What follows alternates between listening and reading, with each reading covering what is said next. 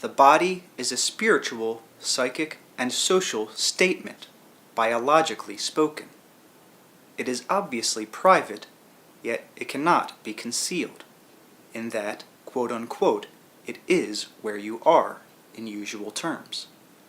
The individual body is what it is because it exists in the context of others like it. By this I mean that a given present body presupposes a biological past of like creatures. It presupposes contemporaries. If, for example, one adult human being were perceived by an alien from another world, certain facts would be apparent.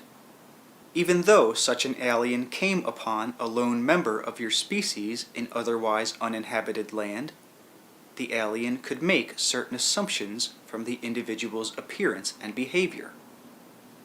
If the quote-unquote earthling spoke, the alien would of course instantly know that you were communicating creatures, and in the vocal sounds recognize patterns that contained purpose and intent.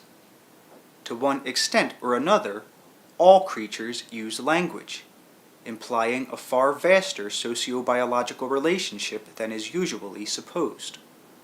From the earthling's appearance, the alien would be able to deduce, if it did not already know, the proportions of the various elements upon your planet, this being surmised from your method of locomotion, appendages, and the nature of your physical vision. While each individual springs privately into the world at birth, then, each birth also represents quite literally an effort, a triumphant one, on the part of each member of each species, for the delicate balance of life requires for each birth quite precise conditions that no one species can guarantee alone, even to its own kind. The grain must grow, the animals must produce, the plants must do their part. Photosynthesis, in those terms, reigns. The seasons must retain some stability. The rains must fall, but not too much. The storms must rage, but not too devastatingly. Behind all of this lies a biological and psychic cooperative venture. All of this could be perceived by our hypothetical alien from one lone human individual, and we will return to our alien later on. Cells possess quote-unquote social characteristics. They have a tendency to unite with others. They naturally communicate. They naturally want to move. In making such statements, I am not personifying the cell, for the desire of communication and motion does not belong to man or even animals alone. Man's desire to journey into other worlds is in its way as natural as the plant's urge to turn its leaves toward the sun. Man's physical world, with all of its civilizations and cultural aspects, and even with its technologies and sciences, basically represents the species' innate drive to communicate, to move outward, to create, and to objectify sensed inner realities. The most private life imaginable is a very social affair. The most secluded recluse must still depend upon the biological sociability of not only his own body cells, but of the natural world and all of its creatures. The body, then, no matter how private, is also a public, social, biological statement. A spoken sentence has a certain structure in any language. It presupposes a mouth and a tongue, the kind of physical organization necessary, a mind, a certain kind of world in which sounds have meaning, and a very precise, quite practical knowledge of the nature of sounds, the combination of their patterns, the use of repetition, and a knowledge of the nervous system. Few of my readers possess such conscious knowledge, yet the majority speak quite well. In one way or another, therefore, it certainly seems that your body possesses a kind of quite pragmatic information, and acts upon it. You can express almost any idea that you want in vocal terms, even if you have hardly any conception at all of the way in which your own speech is executed. The body is geared then to act.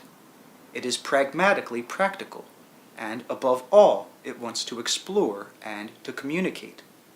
Communication implies a social nature.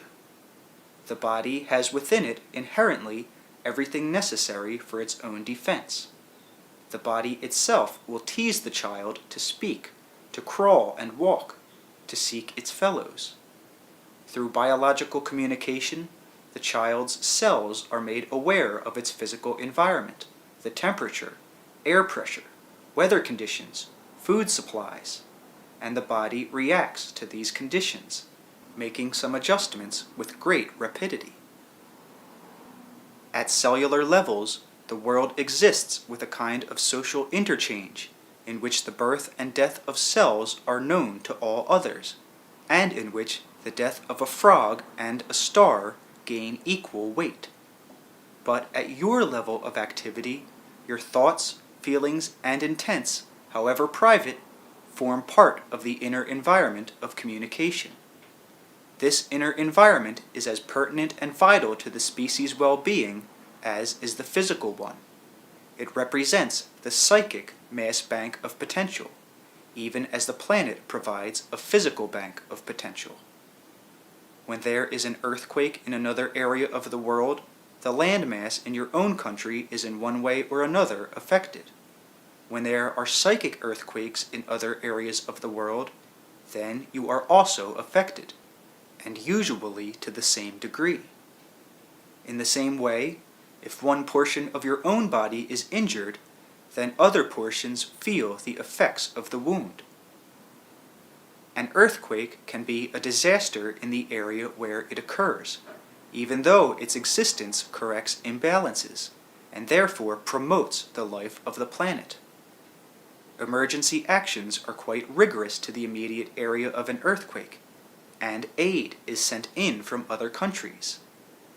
When an area of the body quote-unquote erupts, there are also emergency measures taken locally and aid sent from other portions of the body to afflicted parts. The physical eruption, while it may appear to be a disaster in the area of the disease, is also, however, a part of the body's defense system, taken to ensure the whole balance of the body. Biologically, illness therefore represents the overall body defense system at work. I am trying to put this simply, but without some illnesses, the body could not endure. First of all, the body must be in a state of constant change, making decisions far too fast for you to follow, adjusting hormonal levels, maintaining balances between all of its systems, not only in relationship to itself, the body, but to an environment that is also in constant change. At biological levels, the body often produces its own quote-unquote preventative medicine, or quote-unquote inoculations, by seeking out, for example, new or foreign substances in its environment that are due to nature, science, or technology. It assimilates such properties in small doses, coming down with an quote-unquote illness which, left alone, would soon vanish as the body utilized what it could of it, or socialized, quote-unquote, a seeming invader. The person might feel indisposed, but in such ways the body assimilates and uses properties that would otherwise be called alien ones. It immunizes itself through such methods. The body, however, exists with the mind to contend with, and the mind produces an inner environment of concepts.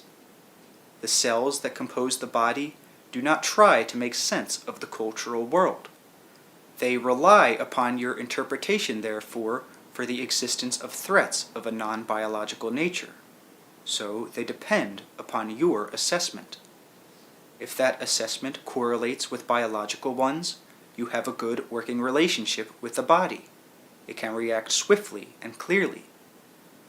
When you sense threat or danger for which the body can find no biological correlation, even as through cellular communication it scans the environment physically, then it must rely upon your assessment and react to danger conditions. The body will, therefore, react to imagined dangers to some degree, as well as to those that are biologically pertinent. Its defense system often becomes overexerted as a result. The body is, therefore, quite well equipped to deal with its physical stance in the physical world, and its defense systems are unerring in that respect. Your conscious minds, however, direct your temporal perception and interprets that perception, organizing it into mental patterns. The body, again, must depend upon those interpretations.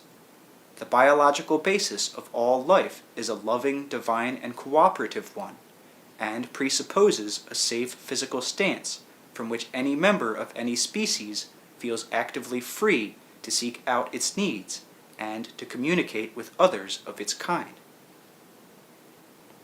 It is fashionable to believe that the animals do not possess imagination, but this is a quite erroneous belief. They anticipate mating, for example, before its time.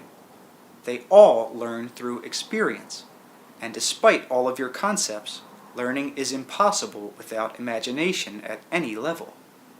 In your terms, the imagination of the animals is limited. Theirs is not merely confined to the elements of previous experience, however. They can imagine events that have never happened to them. Man's abilities in this respect are far more complicated, for in his imagination he deals with probabilities. In any given period of time, with one physical body, he can anticipate or perform an infinitely vaster number of events, each one remaining probable until he activates it. The body, responding to his thoughts, feelings, and beliefs, has much more data to deal with, therefore, and must have a clear area in which concise action is possible.